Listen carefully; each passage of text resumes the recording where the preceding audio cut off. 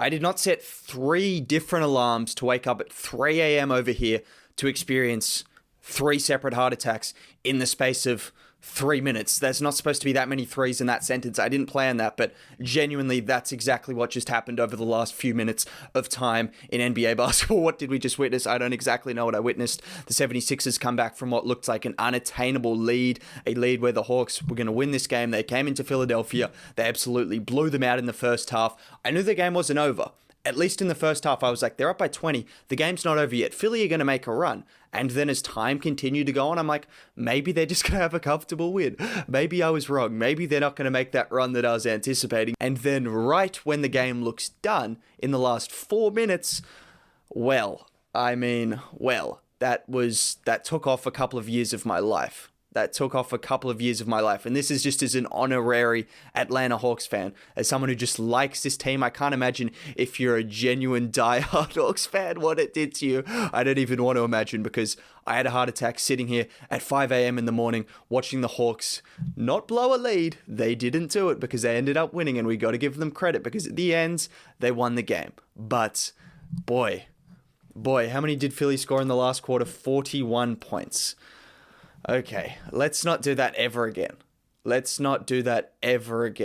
Actually, before I even go any further, if you could drop a like on the video and subscribe to the channel if you're new. I make content like this every single day, doing it through the rest of the playoffs, and it's much appreciated. Liking the video just helps a ton. But where do we even start with this game? I had it kind of mapped out what I was going to talk about. Trae Young dominating the game, the Hawks shooting the lights out, the 76ers not coming out with the energy that you would have wanted if you're a 76ers fan. And then, that got derailed when the 76ers scored 41 points in the last quarter and scored, 20 points in the last 3 minutes of the game and nearly pulled it out. But they won. That's all that matters in the end. Yes, you can say, they're in the Hawks' heads now. Well, no, they won the game without their third best player from last series. DeAndre Hunter was out. Yes. People were talking about Embiid's injury. They were missing their third best player from last series, the man who's probably going to be the primary defender on Ben Simmons, their best perimeter defender, their best versatile defender. Capella's the rim protector, Capella's the anchor, but Hunter is the guy that can switch onto Simmons, that can switch onto Harris, that can switch onto Seth Curry if he wants, that can switch onto Embiid as a doubler. He can double Embiid. He's going to be the most successful guy at double teaming Embiid, because you look at Bogdanovic, Collins, guys coming across to double Embiid, they're not going to have as much success as Hunter. That's the success they had on Julius Randle. So they were without him, which is something that I didn't really see anyone mention.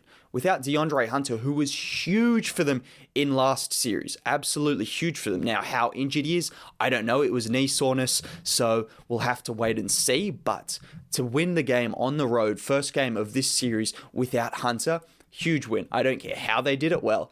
My heart kind of does, but I don't care. They got it done, and the Hawks are legit. We've been saying it on this channel for how long? You guys know it. This Hawks team is legit. People say, look at their record. No, they're a different team under Nate McMillan. They're a different team with Bogdanovic. They're a different team with guys coming off the bench like Lou Will. He only played 10 minutes, but he was nice in those 10 minutes. It's important because in the end, that was the difference. The bench play, the ability for the Hawks to match rotations with different lineups. Kevin Huerter ended up playing 30 minutes, 6 of 9 from the floor. He ended up with 15 points.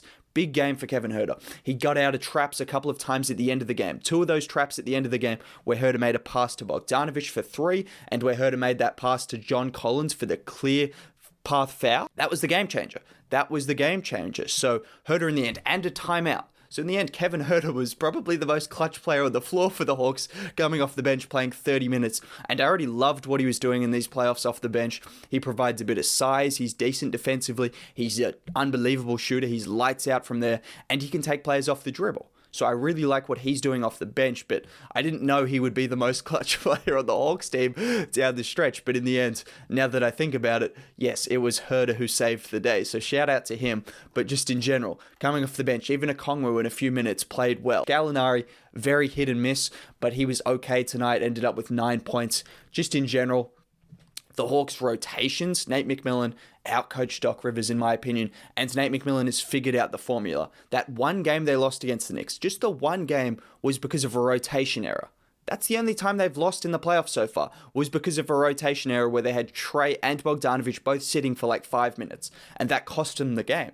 through the rest of the playoffs, they've won every game, and pretty convincingly. This was the closest they've come to losing, aside from that one game. And well, this is a top team in Philadelphia. Let's not pretend like the Hawks are just going to walk in here and dominate this series. No, that's not going to happen. But I think if they've proven anything, it's they can match it with the 76ers. They can match it without their third best player, who hopefully they get back. If they get back DeAndre Hunter with what they were able to do against the 76ers defensively, I really liked what they did offensively. They're spacing the floor. They hit 20 of 47 from three. They were fantastic. Just a fantastic game. Looking at it early, before we talk about the end of the game, Trae Young dominated. 25 points in the first half, 5 or 6 assists. He was absolutely electric. And I said, why isn't Ben Simmons guarding him? The defensive player of the year. Some people said, oh, ask Doc Rivers. Well, I don't know. I wouldn't slander or say this about Simmons if he didn't proclaim himself to be the guy who can lock up anyone on the other team. And he played a pretty good game.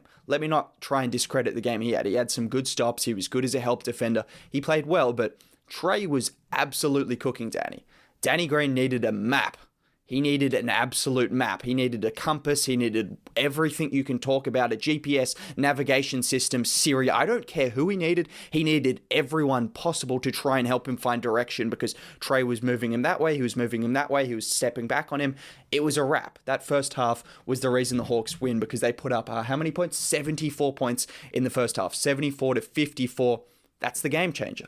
That's the game changer. And it came from Trae, because when his threes are falling, which is a strange thing to say because a lot of people think of Trae as this guy who jacks up a lot of threes. I mean, he takes a lot of threes, but when his threes are falling, he's pretty much unguardable, because what he does is he'll get the defender on his hip, and then all of a sudden he's in floater range, he's in lob range, one of the best lob passes probably of all time. I know that seems like a crazy statement, but genuinely, like, why not? Why is he not? Why is he not one of the best lob passers of all time? Definitely probably the best one in the league right now, alongside James Harden. Gets the defender on his hip, either floats it in or lobs it, or even sometimes if they trap him, he'll go around the defense, kick it out to the shooter. He's amazing at avoiding traps. I know at the end of the game, they got caught a few times, but that was a little bit different because that was right at the front, and it was because they didn't really have anyone else to hand the ball off to, because Trae is the guy as the ball handler. Bogdanovic is good. He can create shots, but he's not an elite ball handler, so there's a difference. So it was all the pressure on Trae to get the ball up the floor, and well, they were just throwing everyone at him and saying, let the other guys try to beat us. So that's not really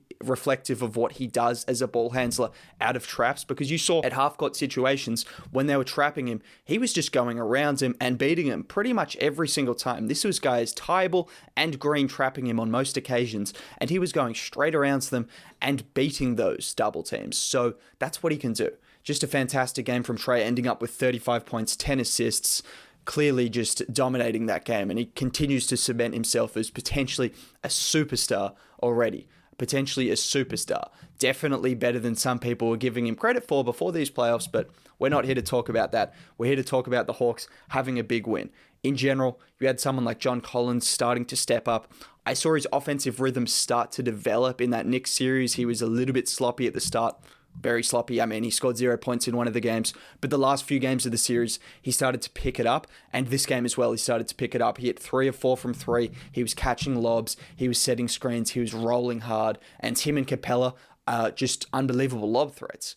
Trae is an unbelievable lob passer, but to have someone like Collins, I mean, at the end of the game, how high Trae threw that up for Collins to throw that down, like, that was just out of the sky. That was a ridiculous lob pass and a ridiculous catch. That goes to show just the dynamic those two have and exactly how good this Hawks offense can be, because you've got all of that. And I haven't even talked about the likes of Bogdanovic hitting 5 of 12 from 3. The Hawks hitting 23s as a team. That was with Solomon Hill playing and shooting 2 of 7. And so no disrespect to Hill, because he actually made some nice defensive stops. And I thought he was decent for someone who just had to come in the place of Hunter.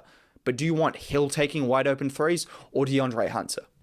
Yeah, question doesn't need to be asked, because that's a clear answer. That's all I'm going to say. You want DeAndre Hunter, newsflash, because he's a good three-point shooter. He can create off the dribble. He can handle the ball. He can defend better as well. So that's a huge, huge person that the Hawks need back. This is someone who I think is key if the Hawks want to upset the 76ers and win this series. In terms of the 76ers front, This is a Hawks-focused video because this is a Hawks-focused channel at this point in time. But the 76ers, I mean, they didn't play fantastically. But I will say, Embiid had a big game. He ends up with 39 points. Some of those were right at the end, but most of them counted in the end because they were still chasing that lead. But he had a big game. He didn't look too injured. He didn't look too impinged. I know a few times he grabbed his knee, but and I don't say this as someone who wants the Hawks to win. I would never wish injuries, but all I'm saying is, as time goes on, you would expect his injury to swell up and it to be harder for him to move. Again, that's just all I'm saying as someone who's experienced injuries. As time goes on, if you're playing every other night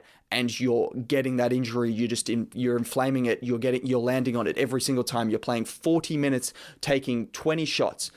The injury is going to swell up and it's going to be harder to move. Maybe Embiid is just so good that he can continue to push through it. I don't know, but all I'm saying is maybe these are some of the best performances you're going to get from Embiid earlier in these series, if you know what I mean. So to lose that game with Embiid dropping 40 points, I know the 76ers didn't have the best shooting night. They turned the ball over a ton. That was the reason for them losing, because at the start of the game, they were turning it over a ton. But for Embiid to drop 40 points and for you guys to still lose, Seth Curry ends up with 21 points. Harris ends up with 20, Simmons 17.